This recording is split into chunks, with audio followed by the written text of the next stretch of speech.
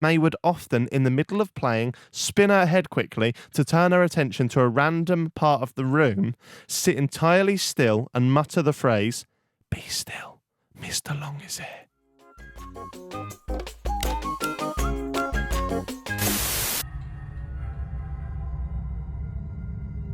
Out of all of the stories in all of the corners of the internet, this one spooked me the most. Okay. So I'd like to tell it to you. You can interject when you feel. Oh, we will be. Before I tell this story, I want you guys to know that until March last year, I was the most skeptical guy going. I'm in my mid to late 20s and I'm used to debunking the ghost stories of my friends. I'm not one to believe this shit at all. But last year, it all changed under some horrible circumstances. Now, this is where shit gets real. That's what they've written that. It's fake up to that. I fucking hate telling this story for reasons that will become obvious, but please note that I fully believe this now and kind of want others to consider it. I had lived with my partner and my friend's partner for around 3 years now, and down the road lived my auntie and her little girl, my cousin. My auntie had married a Canadian man in 2004 called Jonathan Duptail, but she left him and took May, my little cousin, about 5 years ago. Jonathan still sees his daughter, and the split was fairly okay. Were you all following? Yeah, I like his surname. Yeah. Duptail. Duptail. Yeah, I'm Duptail from... Hey, my wife left me, took the kid. My cousin May, who is now 7, was obviously 4 3 years ago, and fully into the imaginary friend phase of her life. For a while, it was really cute. May would often scribble drawings on bits of paper, so much so that her room was covered in these doodles. She had a box of 50 different coloured Crayola crayons, which were her pride and joy. She'd often draw pictures at indoor picnics she hosted for her imaginary friends. We'd go round, she'd be in her pink dress, sat cross-legged on the floor, doodling and speaking to her imaginary friends. From what she told us, she had 3 invisible friends. One was called Happy Joe, and one was called Happy Jack. Good names. I mean, her knowledge of adjectives wasn't too broad at this point. Yeah. However, her third imaginary friend was one for concern. Her third imaginary friend was called Mr. Long. Have you heard this, Stevie, this story? No. Now, obviously, this was quite comical when she revealed the name of Mr. Long. My auntie would often joke, well, we should put it away then, which was okay, as clearly May wouldn't understand the reference. Still. a bit weird of an auntie. Her mum, she's going to put it away. Carry on ghosting. Oh, mate, you put it away. Carry on ghosting. Oh, dear. However, this imaginary friend became increasingly more worrying for the people around May, as May would often, in the middle of playing, spin her head quickly to turn her attention to a random part of the room, sit entirely still and mutter the phrase, "Be still, Mr. Long is here." It was clear that Mr. Long wasn't a nice figment of her imagination, and more so a horror character. The look of pure dread and fright on May's face whenever she supposedly saw Mr. Long actually started to worry us. And when May started shaking and crying, it petrified us.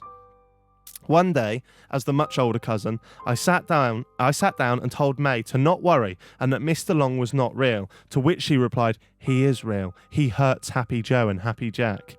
I tried to maintain a calm composure, but was a little bit shaken as to why this 4-year-old was choosing to imagine such things.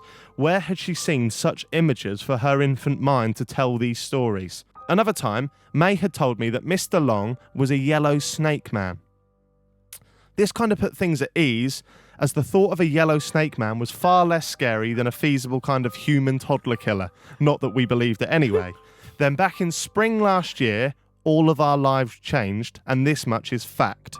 My auntie, out of the blue, was found dead.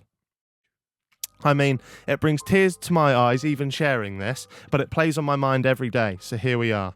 My seemingly happy auntie, who I don't want to name, was found at home. Didn't have any history of mental health issues, any debt, any work troubles, any seemingly no form of depression. Cause of death, suicide by hanging. As you can imagine, this tore our family to the core, and now my mum brings May up and will continue to do so. Now, I don't want to speculate over the death of my auntie, and my family hate me for talking about this, but here's the kicker. 3 years have passed since the death of my auntie. The other day, we was watching some late night television whilst May was staying over, napping on the sofa. We often let her fall asleep downstairs with us as she's more comfortable around people for obvious reasons. May was abruptly woken by a loud noise on the TV in which a man in the cop drama we were watching was found hanging, much like her auntie. May woke, pointed at the TV, started to weep as she muttered, "Mr. Long has got him. Mr. Long has got him." I shot up off of the sofa and asked her to tell me more. She told me that the rope used on the cop drama was actually Mr. Long, the yellow snake man who got Mummy.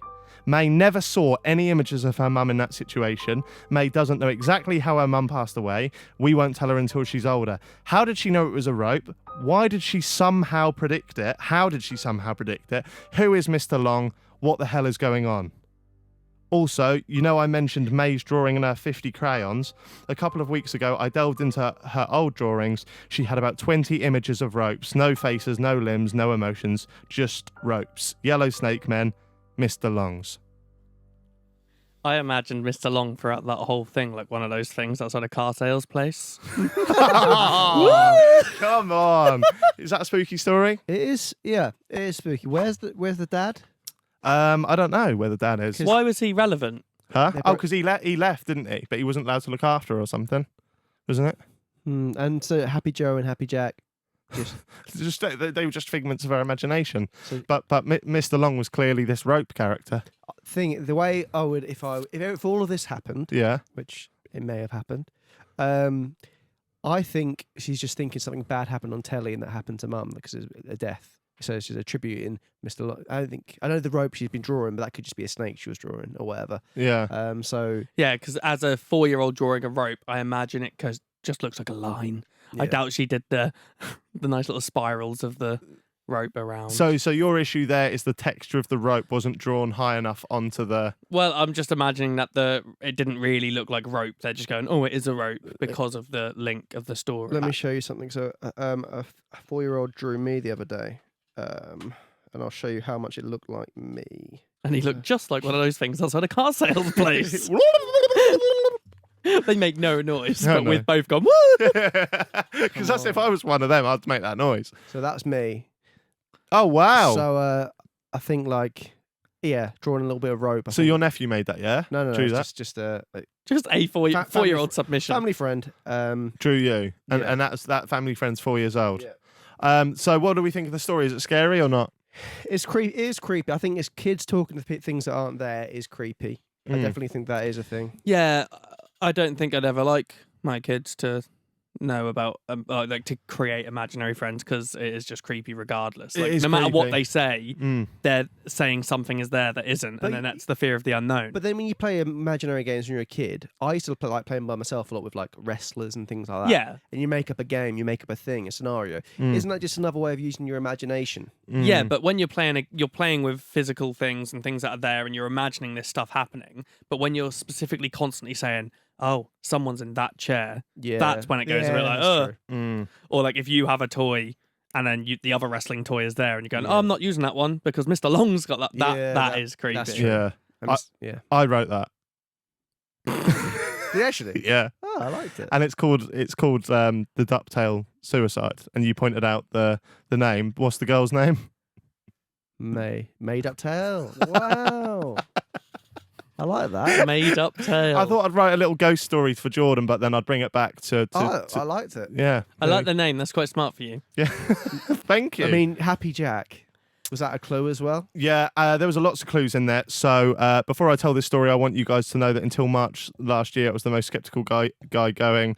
That was when we first did our ghost podcast. And then I said I'm in my mid to late 20s. I had to add the late bit on because I actually wrote this as I'm in my mid 20s, and I'm used to debunking the ghost stories of my friends. You tell ghost stories on the podcast. Yeah, but and I debunk it. that's all like could have been, yeah. And then I live with my partner and my friend's partner. When you said that, I was like, Jack lived with his partner. And Yeah, so there we go. There's lots of clues in there, but that is the Ducktail killing or the Ducktail suicide. whatever you want. Ducktail. I think it's just like DuckTales, and that was a cartoon. Great. Mm.